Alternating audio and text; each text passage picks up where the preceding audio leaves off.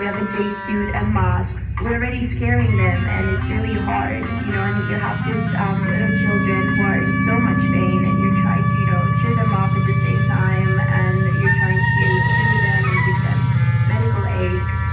And it comes really, really challenging when they cannot see your face. But what I found that the children find funny is that I wear glasses because I'm not a contact fan. So they always laugh at me. So they find it funny that sometimes when it's especially really hot outside, my glasses become foggy because I have the mask on. So they always laugh with those little things. Really, you know, when I go to sleep at night, and I think when the Phoenix wasn't out yet, and there was a funeral for 23 migrants here in Malta, and I went there and I saw the caskets with the numbers instead of names.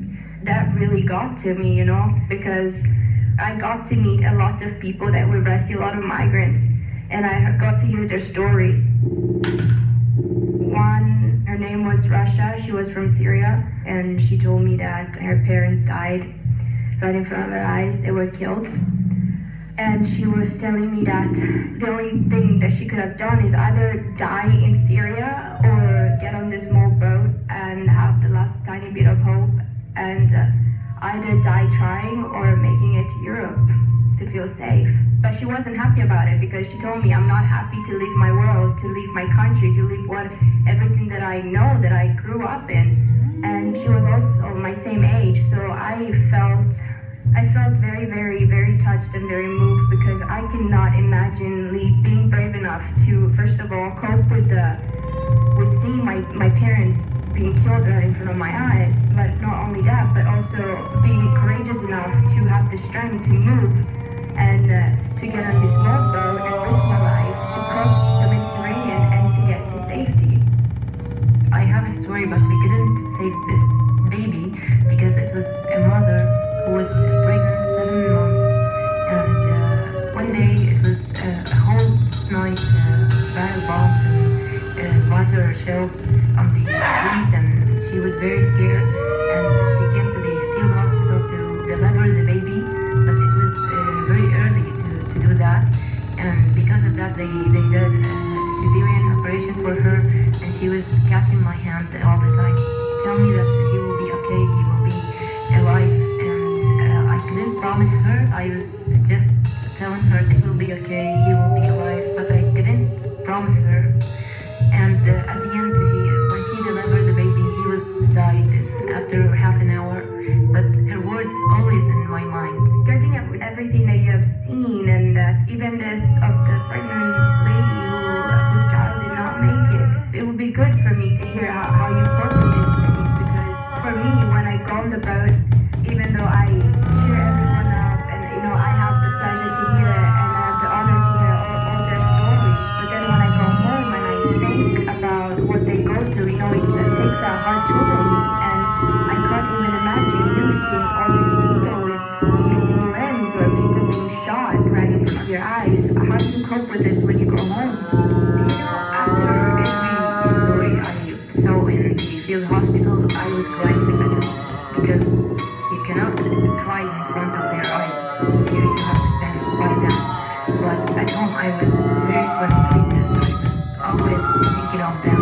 Sometimes I dreamt of them. And you feel despair at the same time, because you also experience the same things that they are experiencing, because you are in the same area. So sometimes you feel that you are in a bad psychological situation and you need somebody to support you. But crying, it was the thing that I have all the time. Because when I hear about their stories, my emotion, I always hold back. You know, when they tell me their stories, even though I heard very, very awful things. Yeah. Especially from women that happened to them, and that the smugglers did to them. I always keep it in, and you know, I try to be there emotionally for them. But when I think about it, it's very, very hard when I go in my room. For me, it is really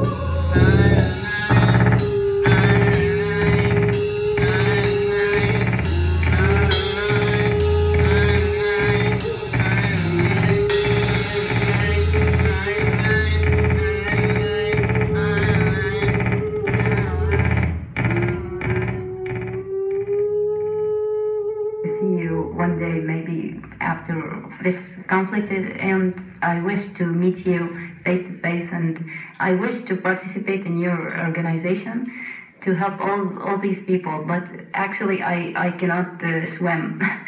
Maybe you will let me in, and maybe I can work with you on teaching you how to swim.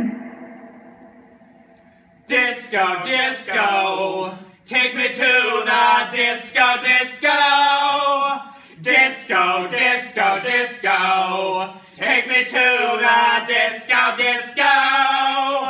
Disco, disco, disco, take me to the disco, disco. Disco, disco, disco, take me to the disco, disco.